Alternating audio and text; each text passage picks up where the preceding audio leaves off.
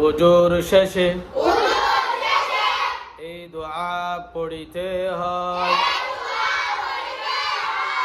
আশহাদু আল্লা ইলাহা ইল্লাল্লাহু ওয়াহদাহু লা শারীকা লাহু ওয়া আশহাদু আন্না মুহাম্মাদান আবদুহু ওয়া রাসূলুহু।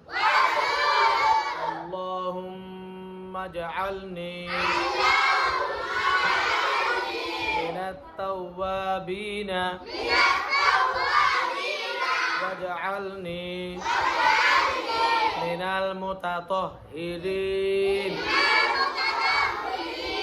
ওজোর শেষে এই দোয়া পড়িতে হয়, আশহাদু আল্লা ইলাহা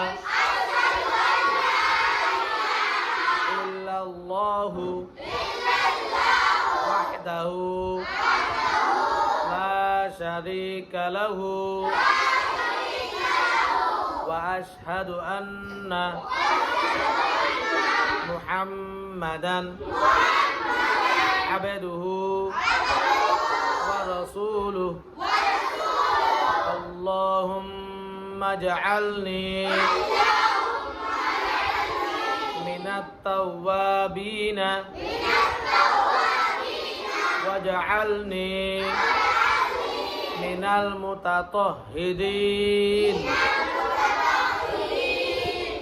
দোয়া যেগুলো পড়াচ্ছি এগুলো প্রত্যেকটা কাজের মধ্যে ব্যবহার করতে হবে। যদি আমরা ওজুর শেষে এই দোয়াটি না পড়ি, কিছুদিন না পড়লে আমরা ভুলে যাব।